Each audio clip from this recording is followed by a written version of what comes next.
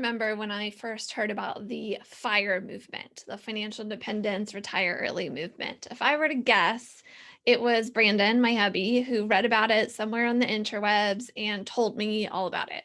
He's always finding like random stuff on the interwebs. And if I were to guess, my first response might have been, well, good for them, but that's totally not for me. I've got work I believe in and I'm building my own career. Why would I need financial independence or early retirement? You know, if you love what you do, you never work a day in your life. So that was maybe my initial reaction. I don't really remember, but that's kind of still my initial reaction. But over time, this idea of financial independence has really stuck with me. I'm not quite there yet with the retire early, maybe because I don't work for the man already, right? And I could see myself doing what I do for a really long time and continuing to enjoy it and keep learning and growing as a human being. So maybe I'm already retired, or maybe I just have a different definition of retirement.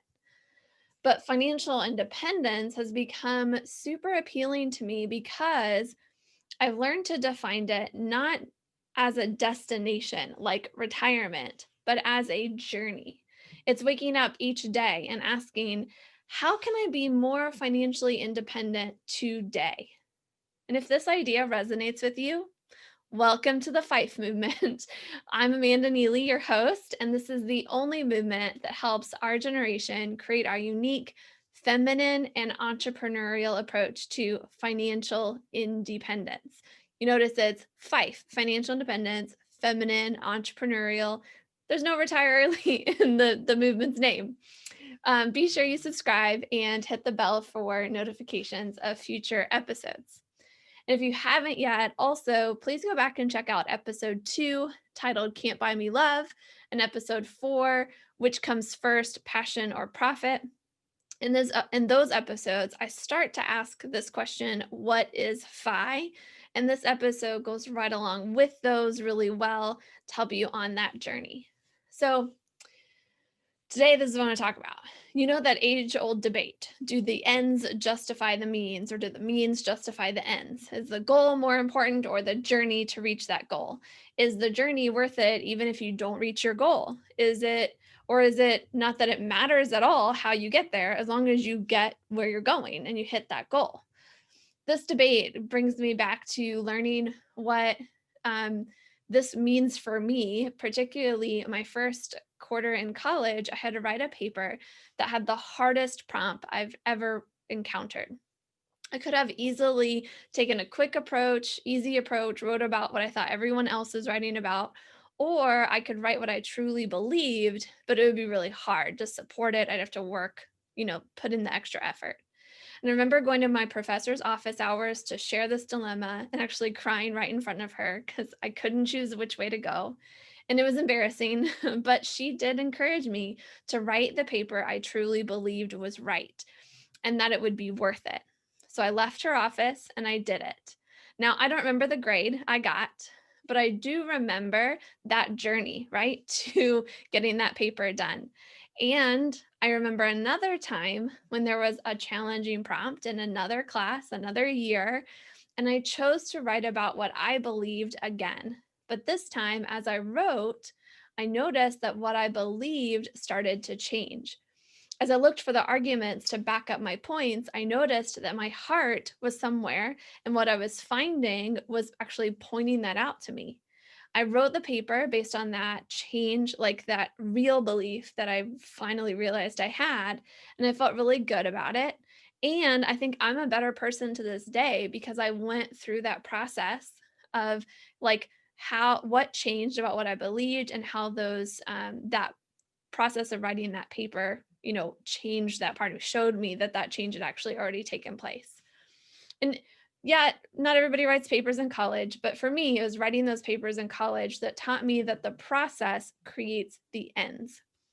Maybe you have your own story here. Maybe it's something like the process of starting a business directly makes the business what it is, and the business actually changes as you go through the process of starting it.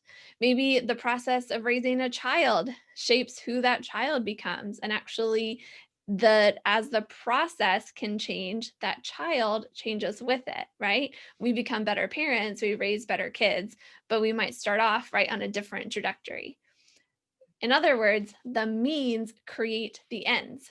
You don't just get to the end, you don't just reach a goal unless you go through the journey or through the process that brings you to that point.